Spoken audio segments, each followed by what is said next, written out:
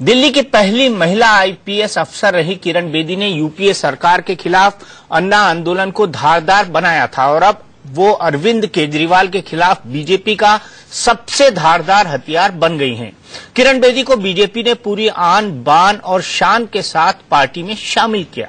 खुद बीजेपी अध्यक्ष अमित शाह अपनी गाड़ी में बैठाकर किरण बेदी को पार्टी दफ्तर ले आए। बीजेपी ने यह भी ऐलान कर दिया कि दिल्ली चुनाव में किरण बेदी का रोल बेहद महत्वपूर्ण होगा। खबर यह भी है कि एक दो दिन में केजरीवाल की एक और पुरानी सहयोगी शाजिया इल्मी भी बीजेपी में शामिल हो जाएंगी। फिलहाल दिल्ली से लेकर देश भर में इसी बात पर बड़ी बहस चल रही है कि क्या दिल्ली चुनाव में केजरीवाल का बीजेपी की किरण बेदी से आमना सामना होगा। क्या आम आदमी पार्टी के तमाम बागी नेता ही केजरीवाल का बेड़ा गर्क करेंगे।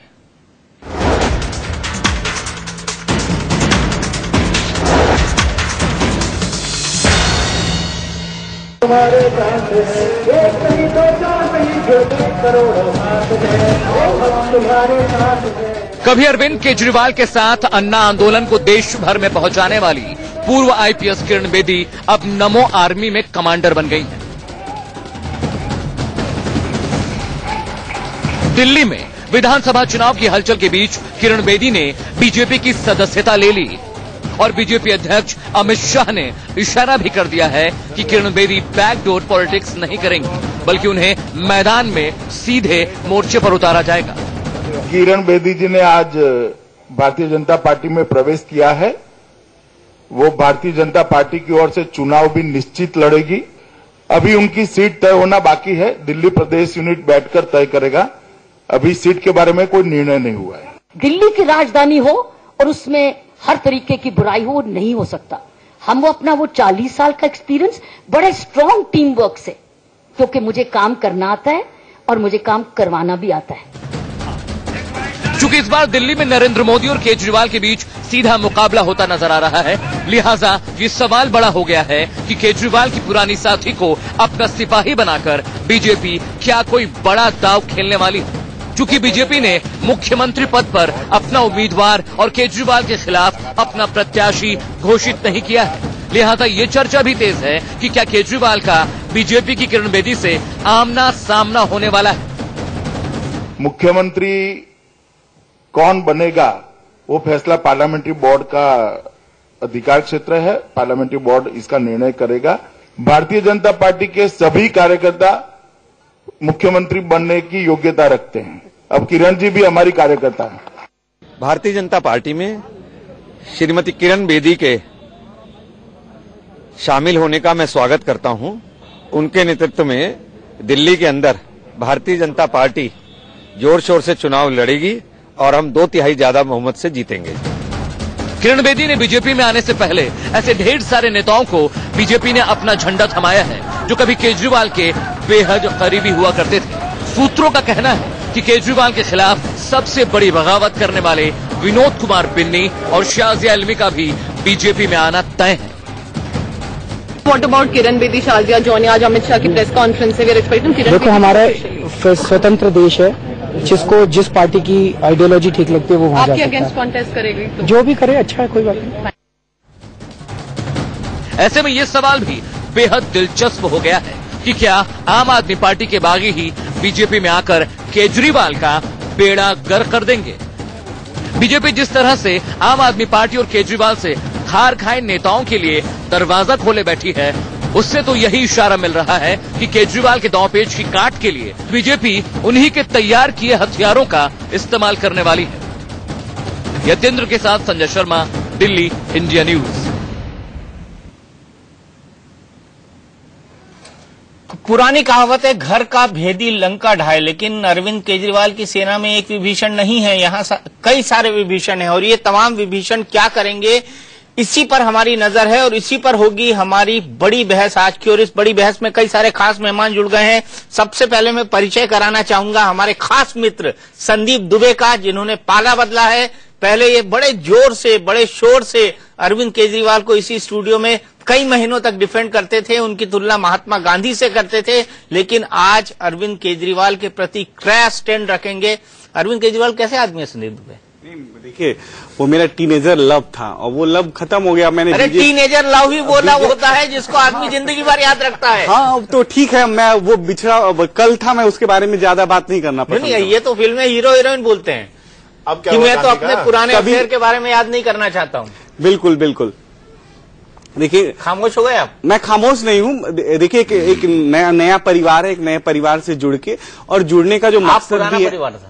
अब बिल्कुल कहीं आप रहे हैं तो उसकी मैं बुराई करके, उसकी निंदा करके, ये तो मेरी सभ्यता संस्कृति में नहीं है। जो आम आदमी पार्टी आज जिस सभ्यता संस्कृति को अपना रही है, तो हमारे सभ्यता संस्कृति में मतलब जिधर बम उधर हम, जिधर दम उधर हम। नहीं, ऐसा कुछ भी नहीं है। ऐसा ही जब एक मजबूत विचारधारा, मैं आपको बताऊं दीपक, तो आपको आपकी विचारधारा अच्छी लगती थी, आप महान थी, आप में गांधीवादी सोच दिखती थी। अरविंद केजरीवाल में महात्मा गांधी नजर आते थे। क्या अरविंद केजरीवाल में अभी भी महात्मा गांधी बसते हैं? देखिए, मैं 3 बातें कहूंगा, मेरी पूरी बातें बिन्नी भैया जरा गांधी से नांदी हो गए। नहीं बोल रहा, मैं जरा बता दूं। देखिए, राजनीति बराबर रही कि सामाजिक परिवर्तन से व्यवस्था परिवर्तन की लड़ाई लड़ी जाए, व्यवस्था परिवर्तन हो गया, सत्ता परिवर्तन से व्यवस्था परिवर्तन हुई। लेकिन यहाँ भाजपा सत्ता परिवर्तन से व्यवस्था परिवर्तन में आके, मेरी बात सुनिए भैया, सामाजिक परिवर्तन से व्यवस्था परिवर्तन की लड़ाई आज मोदी जी लड़ रहे हैं, तो हम साथ हैं उनके। कैसे लोगों को यूज करते हैं, ये लोगों को जनता के बीच में शेयर करेंगे तो आपकी कम से कम नहीं, मतलब वो काम अरविंद केजरीवाल नहीं कर रहे हैं।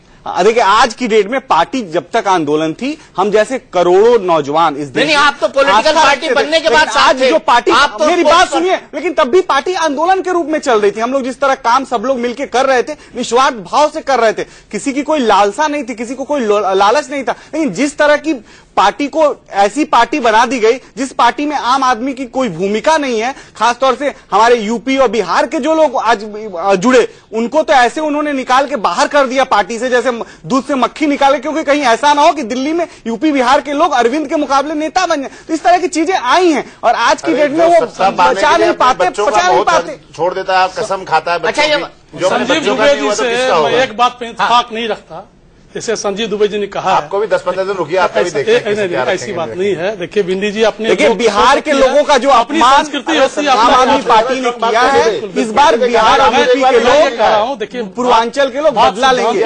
बात मूल्यों की है, बहुत भावनात्मक रूप से जुड़े हुए थे बिहार के, बात मूल्यों की है। बहुत प्यार करते हैं। मैं मुद्दों पर कई सारे सवाल हैं जिससे नफरत भी करते हैं, उससे बहुत चलेगा। उनका अपनी इच्छा है, चलेगा, दल बदलते रहते हैं, लेकिन दल बदलू हो गए। नहीं, दल बदले हैं। देखिए, विचार नहीं बदला। आप जो पार्टी अच्छे विचारों पे काम करेगी, हम उसके साथ हैं, हमने अपना विचार नहीं बदला। चलिए मैं इस पर आऊंगा, लेकिन सब मेहमानों का परिचय करा दूं। मैंने संदीप दुबे को खींचना पहले ही शुरू कर दिया, खींचने का वक्त बाद में भी आएगा। मेरे साथ वरिष्ठ पत्रकार एनके सिंह साहब मौजूद हैं, विनोद अग्निहोत्री जी मौजूद हैं, बीजेपी की वरिष्ठ नेता आरती मेहरा मौजूद हैं, हमारे साथ कांग्रेस के नेता मीम अफजल साहब मौजूद हैं, आपके वरिष्ठ नेता अभय सिन्हा जी हैं, पूर्व विधायक लक्ष्मीनगर विनोद कुमार बिन्नी जी हैं, और साथ ही साथ हमारे साथ संदीप दुबे जी भी हैं।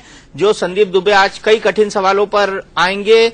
लेकिन आरती मेहरा जी, किरण बेदी के आने के साथ ही क्या शुरू हो गया? विजय गोयल जी ने बोल दिया सभी स्कोर सेटल करते हुए कि किरण बेदी के नेतृत्व में चुनाव लड़ेंगे, उनको मुख्यमंत्री बनाया जाएगा, और सतीश उपाध्याय जी नाराज हो गए। उन्होंने कहा कि ये फैसला पार्लियामेंट्री बोर्ड लड़ेगा। तो यानी आपकी जो इंटरनल फाइटिंग है वो तो आज खुले ओपन में सामने आ गई, सबके सामने।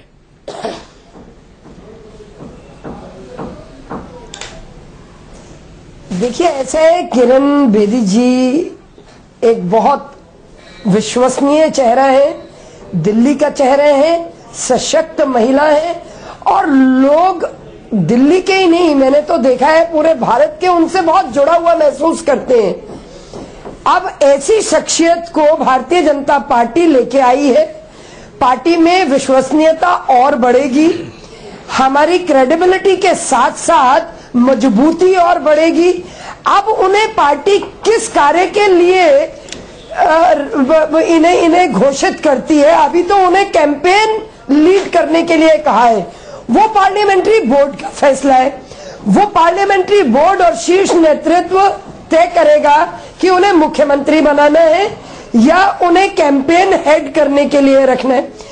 तो मुझे लगता है कि जो बातें मैं विजय गोयल जी और सतीश उपाध्याय जी की बात में बिल्कुल नहीं करना चाहूंगी, वो उन्होंने अपने विजडम से जो भी बात रखी, लेकिन मेरा कार्यकर्ता होने के नाते मैं इतना कह सकती हूं कि आज भारतीय जनता पार्टी का ये कदम जो लिया गया है ये दिल्ली के हित में है, ये भारतीय जनता पार्टी दिल्ली प्रदेश के हित में है और ये दिल्ली की जनता के हित में है कि हमें इतना विश्वसनीय, एक प्रामाणिक और एक जिम्मेदार चेहरा मिला है जिन्होंने 40 साल में अपने कामों से करके दिखाया है।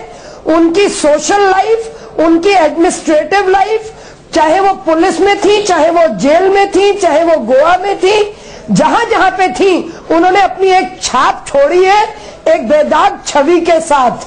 तो मुझे लगता है कि उनका भरपूर स्वागत मैं दिल से करती हूं। जैसे मेरे पार्टी अध्यक्ष ने उन्हें इंट्रोड्यूस किया है, आगे की उनकी जो सेवा लेनी होगी, जो जिम्मेदारी उन्हें देनी होगी पार्टी, मुझे पूर्ण विश्वास है वो मजबूती से निभाएंगी। लेकिन विजय गोयल ने सतीश उपाध्याय को क्लीन बोल्ड क्यों किया और सतीश उपाध्याय ने विजय गोयल को रनआउट क्यों किया, ये तो बताते जाइए। ये दीपक जी, ये बात आप उनसे ही पूछिए, बिकॉज दोनों मेरी पार्टी के जिम्मेदार नेता हैं। मैं तो आपसे ही सुन रही हूं, लेकिन मुझे उस विषय में नहीं मालूम है और मैं उस पर कुछ कमेंट नहीं करना चाहूंगी। मीम अफजल साहब, दोनों ने एक दूसरे से स्कोर सेटल कर लिए?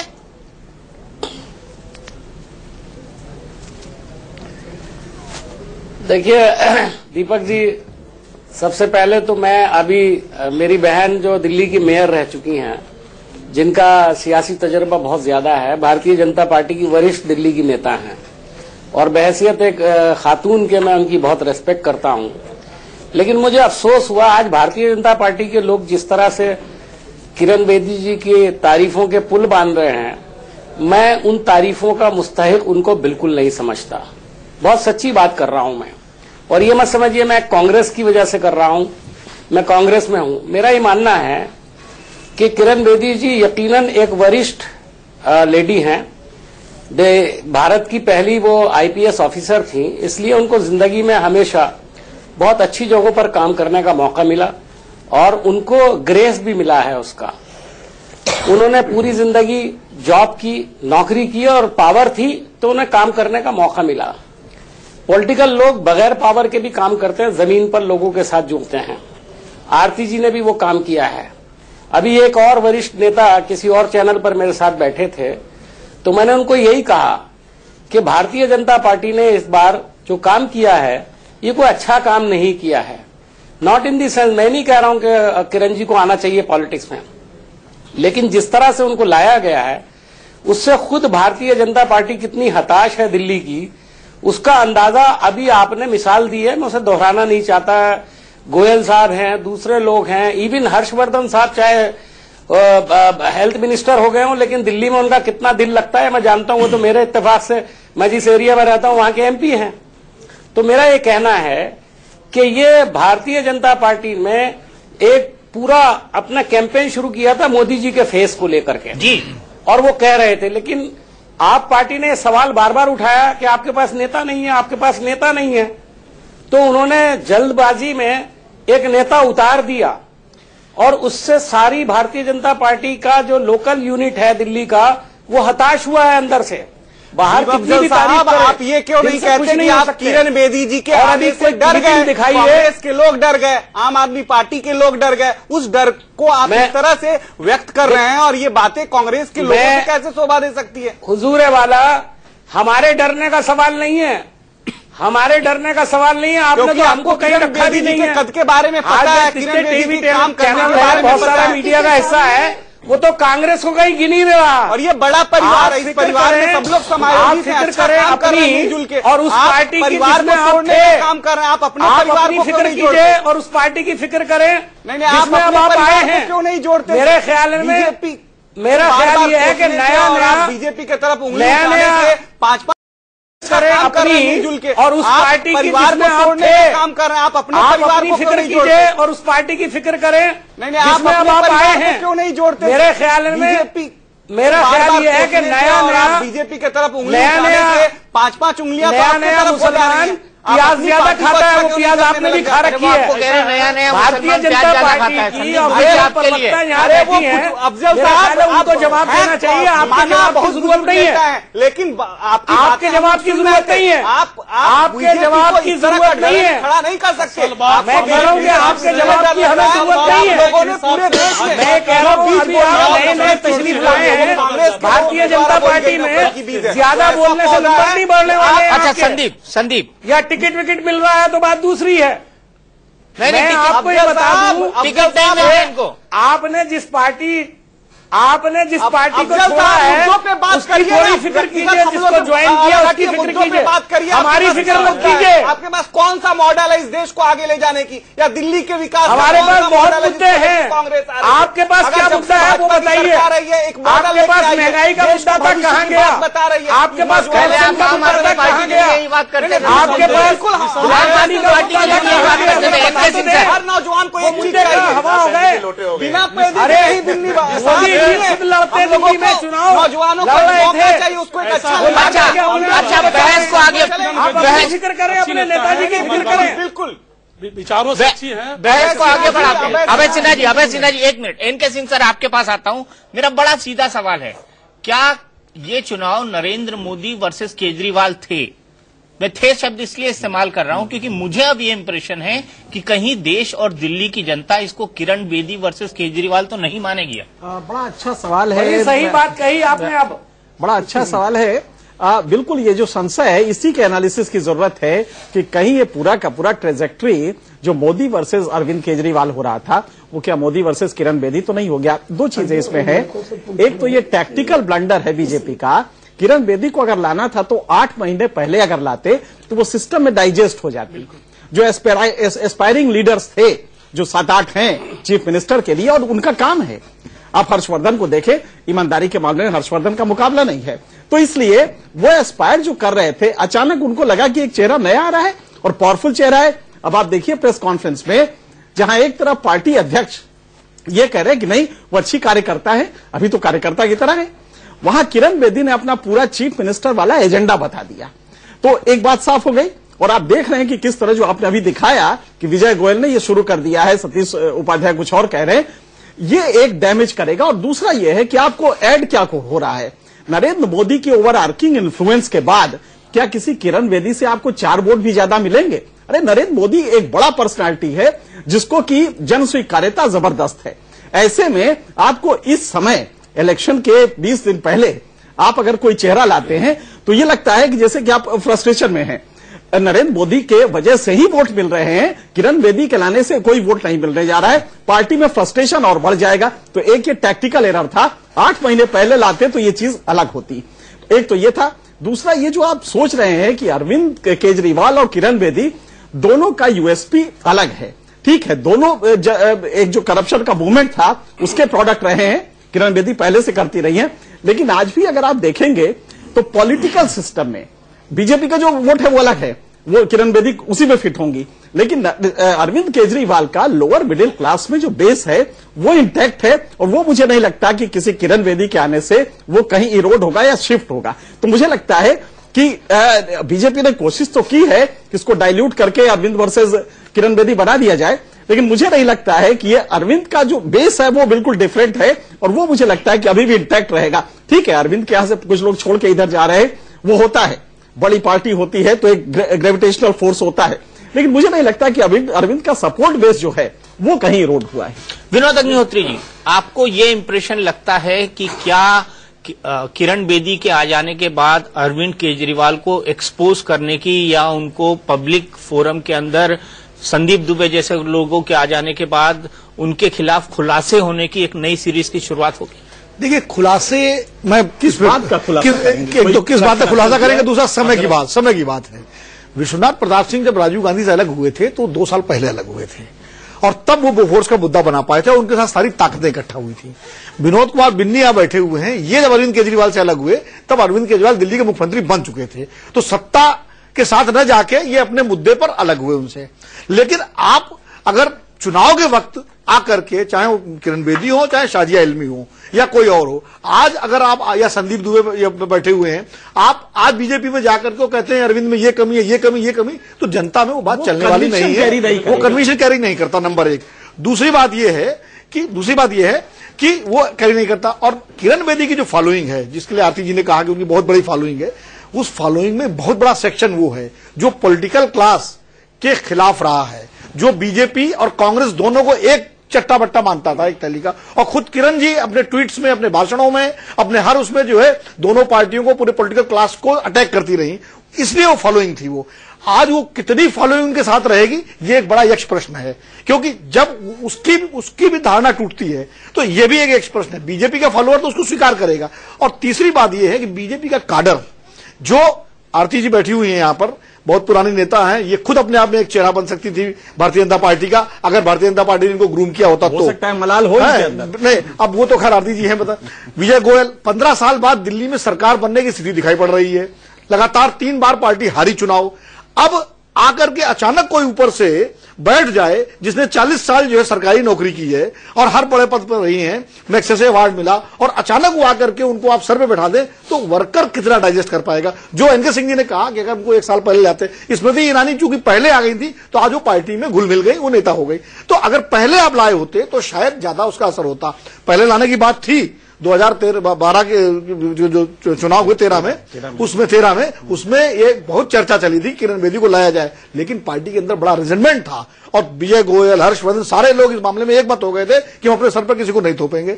उस वक्त चूंकि नरेंद्र मोदी और अमित शाह की पकड़ भारतीय जनता पार्टी के नेतृत्व पर इतनी नहीं थी जितनी आज है। आज उन्होंने वो कर दिया। तो मेरा कहने का मतलब ये, और संघ कार्यकर्ता क्या करेंगे, बहुत सारे सवाल हैं जिनका जवाब इन चुनावों में मिलेगा। और आम आदमी पार्टी की जहां तक बात है, आम आदमी पार्टी का वोट अपना इंटैक्ट है, वो वोट, उस वोट में बहुत डिस्टर्बेंस किरण बेदी की वजह से नहीं पड़ेगा, कम से कम मेरा अपना एक राजनीतिक विश्लेषक के रूप में मानना है। राजनीतिक विश्लेषक के तौर पर मानना है। सीधे चलते हैं आरती मेहरा जी के पास। आरती मेहरा जी, दुखी तो बड़ी होंगी आप, ऐसा विनोद अग्निहोत्री जी और एनके सिंह जी का विश्लेषण है। जोर से बोलिए ना। दीपक जी, आज मैं मेरा भी है, बहुत दिल से खुश हूँ। मैं बहुत जोर से बोल रही हूँ जी, मैं दिल से बहुत खुश हूँ। किरण बेदी एक मजबूत, देखिए किरण बेदी को मैंने 1982, जब से मैं दिल्ली यूनिवर्सिटी छात्र संघ की राजनीति कर रही हूँ, मैं तब से उनसे परिचित हूँ। और डीसीपी थी, मैं वाइस प्रेसिडेंट थी दिल्ली यूनिवर्सिटी की, मिलके साथ काम किया। उसके बाद जब मैं दिल्ली की महापौर बनी, तब भी मैंने बहुत सी चुनौतियों में उनकी राय लेने में जाती थी, और जो मुझे उनसे सटीक राय मिली और जिसके हिसाब से जब मैंने काम किया तो मुझे रिजल्ट्स भी मिले।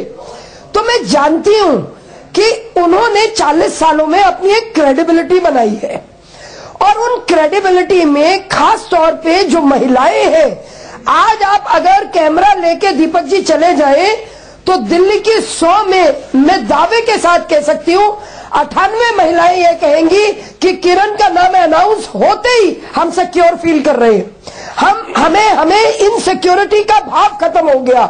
देखिए क्या है, कुछ लोगों के पीछे उनके कार्यशैली का जबरदस्त वो जुड़ जाता है, उनके साथ जुड़ा हुआ है कि जब वो पुलिस में थी तो उनका नाम किरण बेदी रखा कि कहीं गलत गाड़ी खड़ी होगी तो उठा ली जाएगी। जब वो जेल में गई एज अ जेल कमिश्नर, तो उन्होंने अपना बड़ा सेंसिटिव चेहरा दिखाया, कितना सुधार किया। उसके बाद निरंतर एज अ पुलिस ऑफिसर और जहां जहां वो गई, और अब इतने सालों से अपनी जो वो एनजीओ संस्थाएं चला के गरीबों के लिए जो सिंसियरली और सेंसिटिवली काम कर रही है, उन्होंने तो अरविंद केजरीवाल जी का जब चेहरा देखने लगी वो असली, ये संजीव दुबे जी वगैरह ने बहुत बाद में देखा, शाजिया ने बहुत बाद में देखा, लेकिन कुछ ज्यादा समझदार विजनरी जो लोग थे उन्होंने तो पहले ही उसका चेहरा, उनकी जो महत्वाकांक्षाएं और सिर्फ मैं वो देख के वो बहुत पहले ही पीछे हट गई। नहीं तो दीपक जी मैं बताना चाहूंगी आपको, अरविंद केजरीवाल जी को जब वो कहीं आंदोलन में नहीं थे, आरटीआई एक्टिविस्ट थे।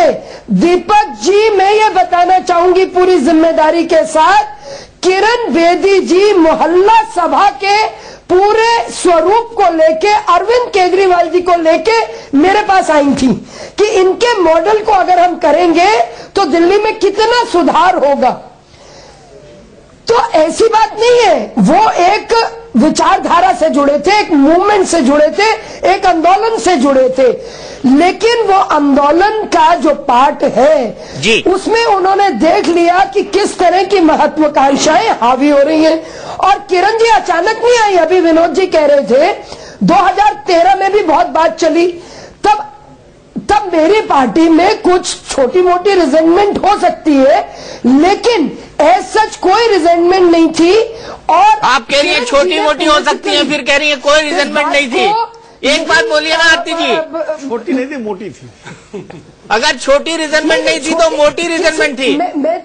मेरे को लगता है बिल्कुल नहीं थी।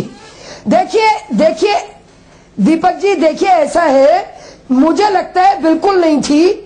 नहीं, हाँ दीपक जी देखिए क्या है, मैं एक बात पर याद दिलाना चाहता हूँ, आरती जी का ध्यान एक बार आकृष्ट करना चाहता हूँ। किरण बेदी, एक मिनट उसको आरती जी, आपको याद नहीं होगा, स्मरण नहीं होगा, किरण बेदी जी जब अन्ना हजारे आंदोलन में शामिल थी, हर चीज को उसके बाद रामदेव जी के साथ हुई, फिर उन्होंने कहा था कि मैं राजनीति में नहीं आऊंगी, उन्होंने स्पष्ट रूप से कहा। मुझसे भी अरविंद केजरीवाल ने 50 बार कहा है, ऐसा की कसम खाई, जो कम से कम जो आदमी अपने लिए इम्प्लीमेंट करे दूसरे के ऊपर आरोप लगाए। आपने भी तो यही कहा था राजनीति में कभी नहीं आएंगे, पार्टी नहीं बनाएंगे। निसंदेह रूप से महिला पुलिस जो आपने आरोप कर रखा है, कैसे आंसर लगा सकते हैं यार? फिर दूसरे को उंगली उठाइए। नहीं, वो तो इसमें दीपक जी मुझे लगता है कि एक जो प्रॉब्लम आएगी, एक तो ये आएगी कि इंटरनल रिजेंटमेंट, और इंटरनल रिजेंटमेंट काफी रहेगा क्योंकि अभी डाइजेस्ट नहीं हो पाएंगी किरण बेदी, और उनका जो स्टाइल है, संकेत मिल गया और फ्री थिंकर, वो फ्री थिंकर रही है। पार्टी में इस तरह की कुछ प्रॉब्लम्स हो, लेकिन अगर जनता की दृष्टि से आप इस बात को देखते हैं, क्योंकि अरविंद केजरीवाल और उसकी किरण बेदी जी की तुलना कभी हो नहीं सकती। अगर हम तुलना करते हैं तो एक बड़ी बेईमानी करते हैं, क्योंकि अरविंद केजरीवाल जहां जहां जो काम, क्योंकि आदमी का जो बीते हुए दिन होते हैं वो उसका भविष्य और वर्तमान तय करते हैं, और ऐसे सेम दोनों चीजों को आप देखें, क्योंकि अरविंद केजरीवाल चाहे कहीं भी रहे हो, टाटा में रहे तो वहां फेल रहे, इनकम टैक्स में रहे तो वहां पूरी तरह फेल रहे, उन्होंने एनजीओ चलाई तो वहां पूरी तरह फेल रहे, पार्टी बनाई तो वहां फेल हो गए, सरकार बनाई तो वहां फेल हो गए। मतलब उनका एक काम बता दें जिससे उनकी वाहवाही हुई हो। और मैं दूसरी बात किरण बेदी जी की बात करता हूं, जहां जहां जब वो रही उनमें कहीं कोई डाउट नहीं है, उनकी क्रेडिबिलिटी पे कहीं भी उंगली नहीं उठाई। जी देखिए, एक मिनट एक बात मैं भी कहना चाहूंगा, बार क्रेडिबिलिटी की बात हो रही है, बार क्रेडिबिलिटी की बात हो रही है। पुलिस वालों को लाठीचार्ज हुआ, 30,000 में वधवा कमेटी ने उनको बाकायदा इंडिक्ट किया। अब छोड़िए, उसके अलावा उनकी बेटी का मामला जो था, उस पर उनकी टिकट को लेकर के तमाम सारे बवाल, ऐसा नहीं है कि विवाद रही थे, विवाद ऊपर है। और ये हमारे यहाँ कहावत है, इंप्रेशन, वो बड़ी एक हमारे कहावत है, जिसकी कुंडली जाननी है उसको चुनाव लड़वा दीजिए। तो ऐसा है कि जब चुनाव होता है तो आरोप प्रत्यारोप सब उठेंगे। मैं कह रहा हूँ कि विवाद रहित अरविंद भी है, नहीं है, और विवाद रहित कोई नहीं है जो राजनीति में आता है। लेकिन जो उनके प्लस पॉइंट है, अभी तक माना जाता है कि उनकी बेदाग छवि है। बेदाग कहाँ है? मैंने कहा ना, मणिपुर है। उनकी बेटी वाला जो मामला था, जिसपे आज जो मेडिकल सीट वाला मामला था, उसके अलावा जो है ये उनकी टिकटों को, इकोनॉमिक क्लास की टिकट को लेकर के आप ही लोगों ने सामने दिखाया था। अन्ना हजारे ने उसको खारिज कर दिया ना। अन्ना हजारे करने से क्या होता है? अन्ना हजारे ने खारिज कर दिया। अन्ना हजारे खारिज करने से क्या होता है भाई? ये नहीं, सवाल ये है कि आप अरविंद पे सवाल उठा रहे हैं तो सवाल सब पे उठेंगे। जब आप कांग्रेस और भाजपा पे सवाल उठा रहे फेल है तो ऐसा नहीं है। देखिए, बार-बार एकदम किसी को देवता बनाना जो है, ये किरण बेदी की छवि बेदाग है। बहस यहां इस बात पे चल रही है।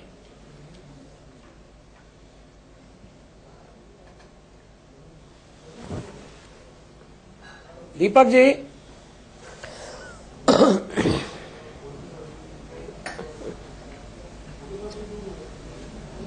जी मीम साहब आप ही बोलिए, आप ही को से कहा गया है। सर आप ही का टर्न है, आपको आवाज नहीं आ रही है क्या?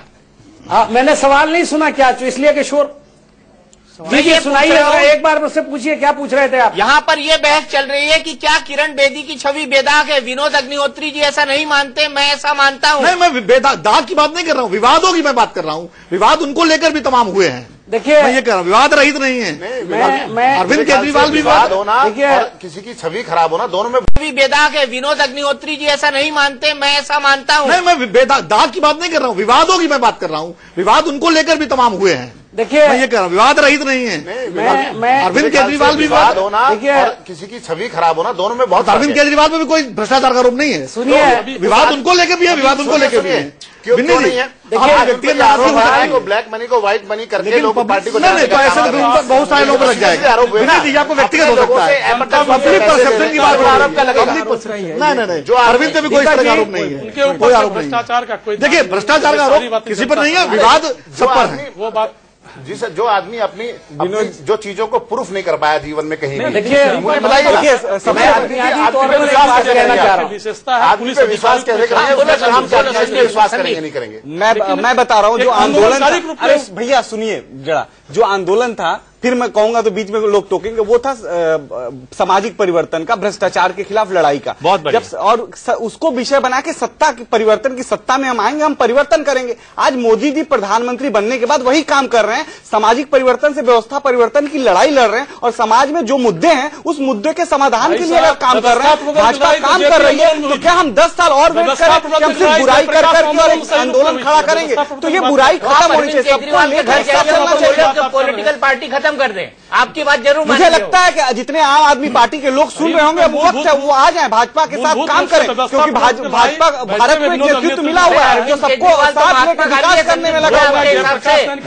दीपक भैया यही बात तो मैं फिर यही कह रहा हूँ, गांधी जी ने यही लड़ाई तो 1947 में लड़ी थी, सामाजिक परिवर्तन से व्यवस्था परिवर्तन। फिर कांग्रेस सत्ता में आई थी, जेपी के समय भी सामाजिक परिवर्तन से सत्ता परिवर्तन की लड़ाई हुई, समाजवादी लोग सत्ता में आए, सत्ता परिवर्तन लड़ाई बाद में हुई। जरा सुन लीजिए साहब, आप तो बीच में कूद जाते हैं। इसी लड़ाई को अरविंद लड़ रहे थे, वो नाकाम हो गए। अब उस लड़ाई को लड़ने वाले जो नौजवान लोग हैं, जो युवा, वो कहाँ जाए? उसका अच्छा प्रधानमंत्री मिला देश का, जो प्रधानमंत्री आज सभी समस्याओं का निस्तार कर रहे हैं। बदलना चाहते हैं, पहले ये बता दो, व्यवस्था कौन बदलना चाहिए?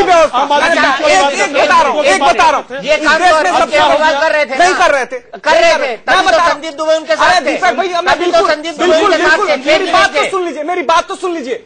सबसे बड़ा भ्रष्टाचार इस देश में क्या है? आम आदमी पार्टी का आप नेता, आप बताइए। सरकारी योजनाओं के धन भ्रष्टाचार की भेंट चढ़ी लोगों की भावनाओं से खेलना। आप समझ रहे हैं, कांग्रेस के प्रधानमंत्री ने कहा जनता क्या भावनाओं से सब खेल रहे हैं। सबसे बड़ा भ्रष्टाचार है इस देश में झूठ बोलना। बस सबसे बड़ा भ्रष्टाचार है झूठ बोलना। सबसे बड़ा भ्रष्टाचार है झूठे वादे करना। झूठ तो भाजपा ही बोलती है, झूठ सबसे बड़ा भ्रष्टाचार है जनता के साथ छलावा करना।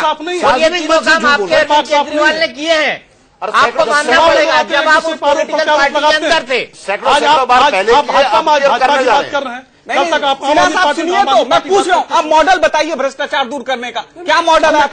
मॉडल है आम आदमी पार्टी का, मॉडल बताइए। जिस पार्टी में संदीप, जिस पार्टी में आप शामिल हुए हैं, उसके खिलाफ आप क्या क्या बोलते थे, ये भी सुन लीजिए। संदीप दुबे को सुनाइए। अभय सिन्हा जी सुनाइए, जवाब भी लीजिए। हाँ सुनाइए, पहले सुनाइए संदीप दुबे क्या क्या बोलते थे उस पार्टी के लिए, जरा सुनाइए। आज संगठन के हिसाब से अपने संगठन को मजबूत कर रही है। आज उसे समय मिला है अपने इंफ्रास्ट्रक्चर को कैसे पार्टी को अच्छे तरीके से खड़ा किया जाए, इस काम में लगी हुई है। और ये घर के मामले, हमने एक शब्द में बोला, मेरे घर के मामले हैं। अरविंद, आप हमारे अरविंद सक्षम है इन सभी मामलों को सुलझा लेने में।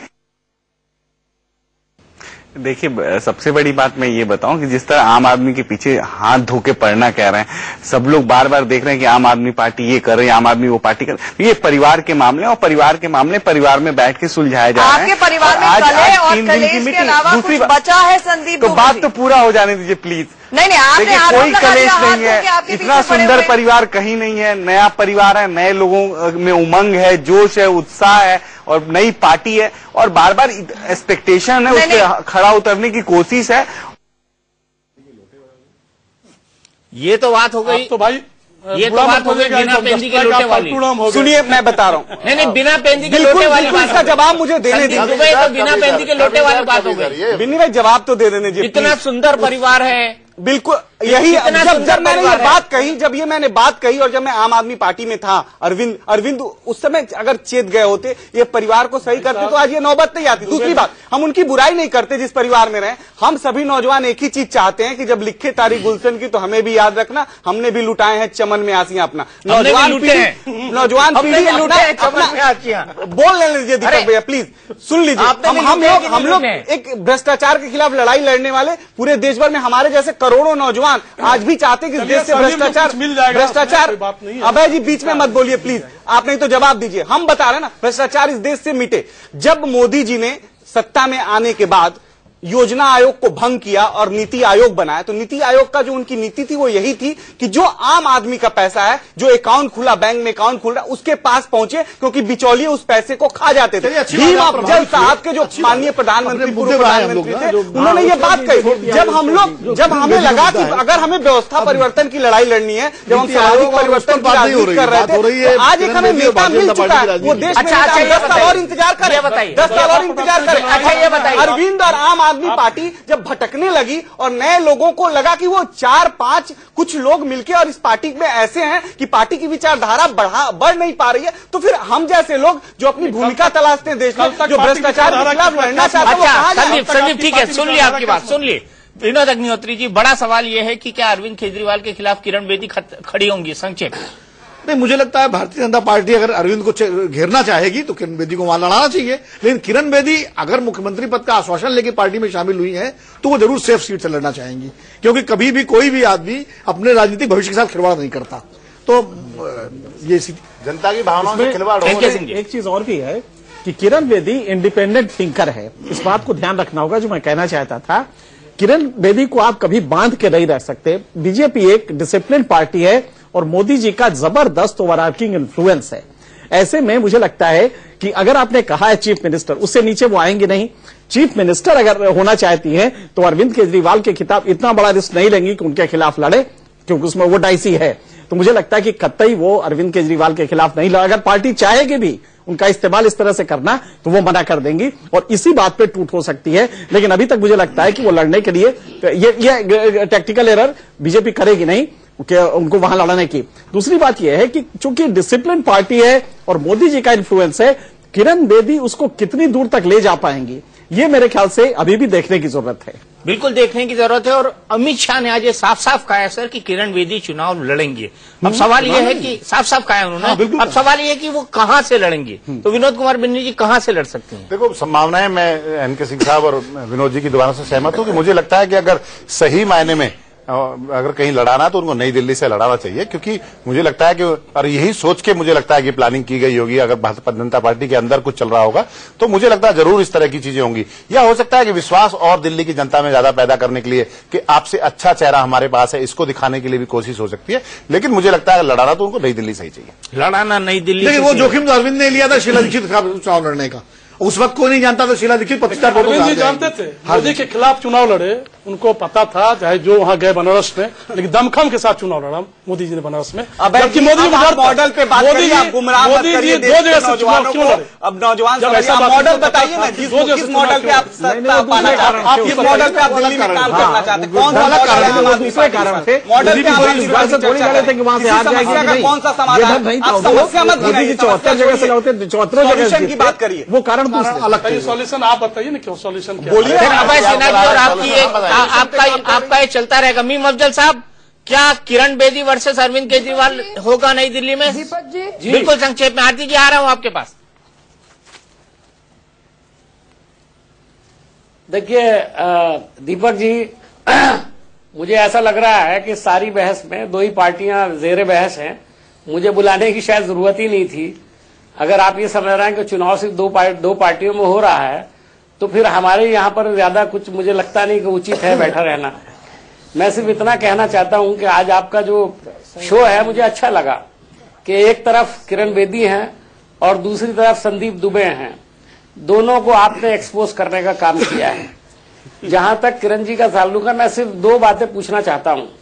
कल सुना है कि शाजिया इल्मी भी ज्वाइन करेंगी और बिन्नी भाई का भी नाम आ रहा है। मुझे नहीं मालूम आ रहा है कि नहीं आ रहा है। बिन्नी तो इलेक्शन लड़े हैं, जीते हैं, इसलिए उनका बिल्कुल व्यवहारिक है कि वो चुनाव लड़ेंगे। लेकिन मैं ये जानना चाहता हूं कि ये जिसके बारे में कहा जाता था कि आइडियोलॉजिकली ये जिस पार्टी यानी आप पार्टी की तरफ उनका झुकाव था, वहां क्यों नहीं गई? सीधी सी बात है कि उनके जहन में इख्तिदार है, यानी पावर है, चीफ मिनिस्टर बनना है, इसलिए उन्होंने आपकी तरफ ना जाकर के बीजेपी को चुना है। उन्होंने 2013 में एक बयान दिया था, एक ट्वीट किया था। वैसे तो बहुत सारे ट्वीट हैं, आज आपने आर्काइव खोला नहीं, जरा किरण बेदी जी के ट्वीट पॉलिटिशियंस के बारे में निकाल लें और अगर उन्हें आप सुन लेंगे, उन्होंने कहा था कि भारतीय जनता पार्टी, कांग्रेस पार्टी दोनों इतनी खराब, उन्होंने लिखा था कि दोनों मेरे वोट की मुस्तहिक नहीं है और मैं इन दोनों में से किसी को वोट नहीं दूंगी। अब पता नहीं वो वोट डालेंगी बीजेपी को या पहले उन्होंने मोदी जी के पार्लियामेंट के जमाने में वोट डाला था, बीजेपी को नहीं डाला था, लेकिन अब वो वोट लेने के लिए अगर निकलेंगी तो मुझे नहीं लगता, मैं एनके सिंह साहब से पूरी तरह इत्तेफाक करता हूं क्योंकि वो बड़ा इंपैक्ट डालने वाली नहीं है। लेकिन मोदी जी ने अपनी थोड़ी सी जो इमेज है उसको दांव पे जरूर लगाया है। अब ये मैं नहीं कह सकता कि वो बदनामी से बचने के लिए इनको लाए हैं या वो मोदी केजरीवाल से और कांग्रेस में जो अभी तब्दीली हुई और हमने एक चेहरा सामने किया, उस पर भी 2 दिन से बड़ी चर्चा हो रही है जिसका अभी तक कोई जिक्र भी नहीं हुआ आपकी पूरी चर्चा के अंदर।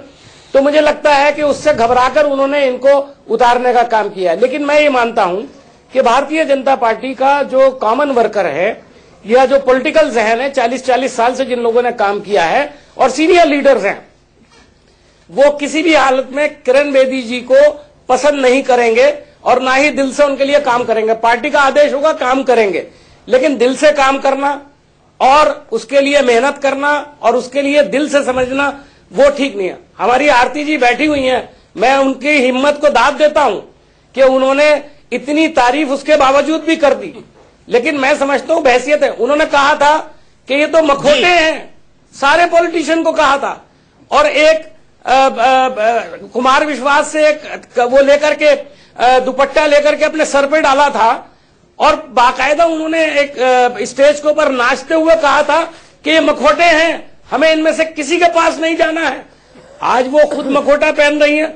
मुझे लगता है वो जो मखोटा डाल रही थी वो इस सभा में बैठे हुए, आपके चैनल में बैठे हुए आरती जी के गले में डाल रही थी या मेरे गले में डाल रही थी या बिन्नी जी के गले में डाल रही थी, किसके गले में डाल रही थी? और आज वो पॉलिटिशियन उनकी शान में कुल्लाबे मिला रहे हैं, उनको कह रहे हैं बहुत। आपने कहा कि आपकी नजर में वो बहुत ईमानदार है, हो सकता है आपकी नजर में हो। हमारे विनोद भाई ने कहा कि नहीं, उन पर सवाल उठे हैं, बिल्कुल उठे हैं। पॉलिटिक्स, जिसको अपना शजरा नसब ना मालूम हो, जिसको अपने खानदान का मालूम ना हो, वो पॉलिटिक्स ज्वाइन कर ले, इलेक्शन लड़ ले। बिल्कुल बिल्कुल, उसके बारे में इतना सब कुछ लोगों को पता चल जाएगा जितना कैंडिडेट को खुद नहीं पता होता है। बिल्कुल, अगर वो आई है पॉलिटिक्स में तो सब बातें सामने आएंगी, सब चीजों पर बहस होनी चाहिए और उसके बारे में बताना अवाम को जरूरी है। मेरा लगता साहब, मुझे यहाँ पर रुकना होगा एक छोटे से ब्रेक के लिए। आरती जी, मैं आपके पास हाजिर होता हूँ क्योंकि मेरे कमर्शियल ब्रेक का टाइम है। ब्रेक के बाद फिर मिलते हैं।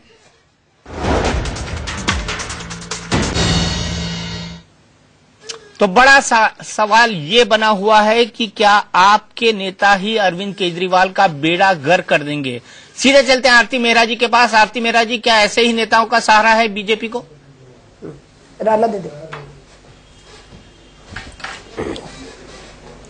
देखिए, सबसे पहले दीपक जी, मैं मीम अफजल जी के नाम का बात का जवाब देना चाहूंगी। दीपक जी, दिल्ली में कांग्रेस बहुत सालों से लड़ती रही और अचानक ही 15 साल पहले शीला दीक्षित जी को लेके आया गया। अभी आप मेरी एक बात को पकड़ रहे थे कि थोड़ी बहुत हो सकती है खींचतान या मन में दुख हो सकता है।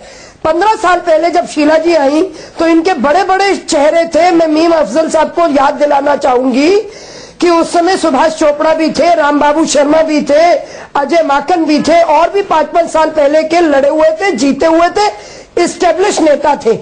लेकिन उन्होंने एक्सेप्ट की ना। शीला जी का एक छत्र राज चला, उन्होंने 3 बार जिताया, उन्हें इन सब ने अपना लीडर माना और सिर पे बिठाया और उनसे गौरव महसूस किया। आज मेरी पार्टी एक स्ट्रेटजी के साथ आ रही है। अगर किरण बेदी जी, जो कि एक बड़ी लाइव, एक बड़ी जागरूक सिटीजन है, जो हर बात पे अपना पक्ष विरोध में या उसके पक्ष में रखती रही हैं। आज उन्हें नरेंद्र मोदी जी की लीडरशिप बहुत कम है नजर आता है। एक विकासवादी, एक सकारात्मक चेहरा नजर आता है, एक सकारात्मक चेहरा। तो ऐसे में अगर वो पार्टी को ज्वाइन करके एक मिशन की तरह दिल्ली की बागडोर को संभालती है, दिल्ली की कैंपेन को संभालती है, मुझे नहीं लगता कोई प्रश्न होना चाहिए। और वो किस सीट से लड़ेंगी, ये सब बड़ी इमैटेरियल बातें हैं। वो सीएम बनेंगी या नहीं बनेंगी, ये भी इमैटेरियल है। मुझे ऐसा लगता है उनके आते ही पार्टी में जान आ गई है और आम आदमी पार्टी की नींदें उड़ चुकी हैं। और आज हमारी जो पूरी भारी बहुमत, जो आप 40 सीटें दे रहे थे, दीपक जी मैं दावे से कहती हूं कि आप दोबारा सर्वे कराएं, ये सीटें 40 के बदले 50 से 55 पहुंच गई होंगी। चलिए आरती जी, आप तमाम लोगों का, किरण बेदी के आते ही आप तमाम लोगों का बहुत बहुत शुक्रिया। अभय सिन्हा जी माफ कीजिएगा, मेरे पास वक्त इतना ही है, लेकिन आइए हम आपको एक नई तकनीक से इंट्रोड्यूस कराते हैं। दिल्ली में पल पल बदलते राजनीतिक पैंतरों से क्या जनता का मूड भी बदल रहा है, यह आंकने के लिए इंडिया न्यूज और प्रतिनिधि ने बहुत खास तकनीक का इस्तेमाल करके एक नया सर्वे शुरू किया है। इस सर्वे में दिल्ली के लोगों से इंडिया न्यूज और प्रतिनिधि की टीम खास फोन नंबरों से संपर्क कर रही है। आपकी स्क्रीन पर वो नंबर है जिनसे दिल्ली के लोगों के पास फोन किए जा रहे हैं। IVR यानी इंटरेक्टिव वॉइस रिस्पांस सिस्टम के जरिए लोगों से उनकी राजनीतिक राय ली जा रही है कि दिल्ली में उनकी पसंदीदा पार्टी कौन सी है। यह अपनी तरह का सबसे बड़ा और ट्रांसपेरेंट सर्वे है। इंडिया न्यूज प्रतिनिधि ने इस सर्वे में ऐसी तकनीक का इस्तेमाल किया है जिसके जरिए सिर्फ दिल्ली के लोग ही सर्वे में शामिल हो सकते हैं और एक फोन नंबर से एक ही बार वोट रिकॉर्ड कराया जा सकता है। क्या है ये सर्वे, इसकी खासियत क्या है, ये जानने के लिए सीधे चलते हैं न्यूज रूम में, जहां मौजूद है CEO प्रतिनिधि के आलोक कुमार। आलोक जी, मेरा सीधा सवाल आपसे, और सवाल ये है कि किस तरह से आप ये वॉइस सैंपल इकट्ठे करते हैं? सर, हम लोग एक कॉल करते हैं जनता को अपनी तरफ से। ये कॉल हमारे 3 नंबर जो आपने दिखाए हैं स्क्रीन पे, उनके द्वारा लोगों तक पहुंचती है। इन कॉल्स में हम उनसे सीधा सवाल पूछते हैं, छोटा सवाल पूछते हैं कि आपकी पसंदीदा पार्टी कौन सी है। उनको हम 4 ऑप्शंस देते हैं। इन 4 ऑप्शंस को जनता जब चुनती है, किसी एक को चुनती है, तो हम उनको बताते हैं कि अब तक का लेटेस्ट परिणाम क्या है। सबसे बड़ी खूबी यह है कि हम लोग हर विधानसभा क्षेत्र के लिए अलग अलग सवाल पूछते हैं। मतलब यही सवाल को हम हर अलग अलग क्षेत्र के लिए पूछते हैं। आप हर अलग अलग क्षेत्र के लिए पूछते हैं, तो क्या इसमें 70 में से 70 कॉन्स्टिट्यूएंसी का ब्यौरा हम दिखाने जा रहे हैं? अभी हम लोग आपको 5 का दिखाने जा रहे हैं जिनका हमने सैंपलिंग किया है, और ये डेटा हमारे पास 1300 से लेकर के 2500 के बीच का है। 1300 से 2500 के बीच का। तो जैसे जैसे इलेक्शन आगे बढ़ते जाएंगे हमारी कॉन्स्टिट्यूएंसीज बढ़ती जाएंगी? बिल्कुल, लेकिन हम लोग आपसे जो अभी स्टार्ट कर रहे हैं उसमें हम लोगों ने ये प्रयास किया है कि 70 के 70 को हम लोग रोज दिखा सकें आपको। 70 के 70 को रोज दिखा सके। तो इंडिया न्यूज और प्रतिनिधि की कोशिश होगी कि आपको सबसे सटीक और सबसे भरोसेमंद सर्वे ठीक उसी तरह से दिखाया जाए जिस तरह से आपका ओपिनियन बदल रहा है इन चुनावों के अंदर। टुनाइट विद दीपक चौरसिया में इतना ही। इंडिया न्यूज पर खबरों का सिलसिला लगातार जारी है।